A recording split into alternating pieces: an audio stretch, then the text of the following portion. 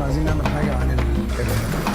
فكره حابين ننفذ فكره الضابط الغير تقليدي، الضابط اللي هو غير اللي اتقدم قبل كده. كنا عايزين نقدم فكره ضابط بشكل جديد. فكان ده المختلف شويه في دور الضابط ده، لان هو ضابط بيواجه مجرمين محترفين بجد، مش مجرد تجار مخدرات او مجرد حرامي او لص او لا، مجرم ارهابي. احنا بنشوف كتير قوي حاجات اعمال فنيه عن ضابط الشرطه، لكن هنا احنا مركزين اكتر على التفاصيل في حياه ضابط الشرطه وازاي شغله. جاهزين ولا ايه؟ انا هقول اكشن، الثلاثه يرجعوا في نفس الوقت. اكشن! ارجع. الفيلم فيه 8 اكشن سيكونس، كل واحد منهم اصعب من التاني، والاكشن بياخد تحضير كتير جدا. فقعدنا كتير نصور، فكنا دايما بنقف قبل كل سيكونس ونقعد نحضر. الصعوبه اللي فيها انك اولا انك تدرب ممثلينك او الناس كلها اللي هتعمل العمليه، تدربهم التدريب اللي المفروض الضباط يتدربوه عشان يعملوا عمليه زي دي. من ناحيه ضرب النار والتدريبات العسكريه دي خدت مني في حدود من حوالي من 6 ل 8 شهور. والجانب البدني ده اتعمل من واحنا قبل ما نصور الفيلم ابتدينا نشتغل فيه، بس اشتغلنا فيه واحنا كمان بنصور الفيلم. عايزين نعمل ان في ثريت كبير قوي على البلد، فكنا بنفكرنا في الاماكن اللي هي فيها ناس كتير جدا. فوصلنا للمترو، ففكره المترو طارق كان عايز دايما يصور عز وهو في المترو حقيقي. كان لازم افكر في شكل اكشن، يعني اكون عديت ل 14 سنه وبالتالي الكواليتي تكون عدت فعلا ل 14 سنه. مفيش حاجه اسمها بنصور في حاجه شبه او ديكور، او كنا بنصور في الاماكن الطبيعيه بتاعت الاشياء نفسها اللي احنا بنصور فيها. فمن هنا حسينا انه لا، تعالى نعمل السيكونس ده ونعمل حاجه تبقى صعبه جدا. بيك او من غيرك حق عمرو هيرجع. مروان ده دور مهم قوي، ده اللي واقف ضد البطل، ده قوة الشر بتاعت الفيلم. مين الممثل ده؟ جيناكم بالسلاح والمفخخات حتى نرفع راية النصر فوق رؤوسكم.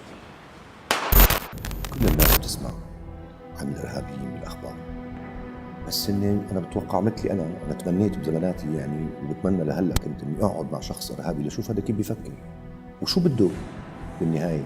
لذلك حق الجهاد على الطواغيت العرب قبل ان يحق على اسرائيل. انا عملت هذا الارهابي ما له انتماء لوطن او مكان او دوله او بلد، فهو انتمائه لمهنته وسفره وعمله بالدول اللي اشتغل فيها بالارهاب. انا هاي العمليه بدي اعملها كيفي وبراسي وبطريقتي. مشهد اقتحام عمليات خاصه بتقتحم على خليه متاخده من عمليه حقيقيه. الفكره بتاعتها ان احنا عايزين نصور مدرعات كتيره جدا وضرب نار كتير. فروحنا قعدنا طبعا مع الامن المركزي ووزاره الداخليه، وبصراحه ساعدونا جدا. فقال لك طيب تعالى ابني الديكور بتاعك عندنا. الفيلم ده ما اشتغلناش بفشنك غير واحنا بنضرب على بعض نار يعني، انما غير كده احنا الفيلم ده شغالين كله ذخيره حيه، والشغل بالذخيره الحيه بتطلب تامين تاني خالص. عشان نصور مشهد معين بنقعد عشان نامنه ده ونطمن ان كل حد هيطلع سليم منها، بياخد وقت طويل جدا جدا. عشان كده الفيلم خد مجهود صعب، واماكن التصوير بتاعته كمان اماكن نائيه. اكشن! ازاي ما قلتليش ان هو جاي؟ سلمى وسيف على قد ما ممكن حد من بره يشوف ان هم حياتهم مختلفه وان هم كاركترز مختلفين قوي عن بعض، على قد ما اكشلي هم قريبين قوي من بعض وشبه بعض. شايف يا ليل القمر؟ اقول لك على حاجه، مش باين خالص انك عامله اي عمليات تنجيد في وشك.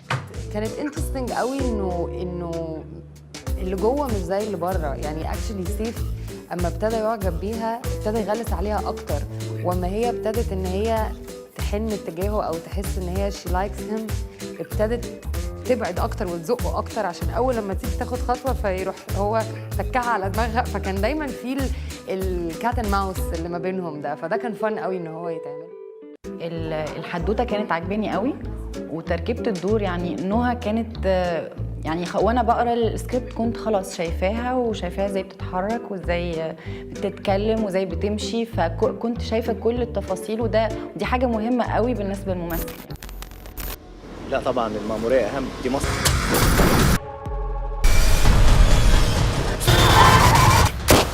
انت ايه الخلطه اللي انت عاملها في الدراما مع الشكل مع وفي الاخر انت بتستخدم الحاجات دي عشان تطلعه بالرؤيه اللي انت متخيلها. هو طارق من المخرجين المتميزين، يعني طارق أخرج لنجم كبير راحل الفنان أحمد زكي وهو عنده 25 سنة.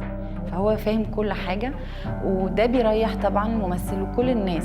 اشتغلت مع استاذ طارق دايما عنده فكره جديده حتى في التمثيل في الشخصيه، وده المهم بصراحه، لان في حاجه كده تلاقي فجاه تفصيله كده غريبه قوي هي ممكن تكون ما اتفقناش عليها، بس هو يحط لك في وسط الشخصيه كده وياخدك وياخد رايك فيها. مخرج ميداني، موجود النص، موجود كل شيء، وهذا طبعا ما بيقدر يعمله اي مخرج الا اللي هو عارف وشايف شو بده من كل مشهد بكل لحظه، خاصه الديتيلز. انا شايفه انه استاذ طارق والفيجن بتاعته ورؤيته وعينيه هي اكتر حاجه ممكن تخلي الفيلم مختلف. اي حد ممكن يعمل اكشن، بس طارق العريان عنده طريقه مختلفه ان هو بيعمل بيها اكشن. انا هجيب عليها بطيئه. الشهاده والنصر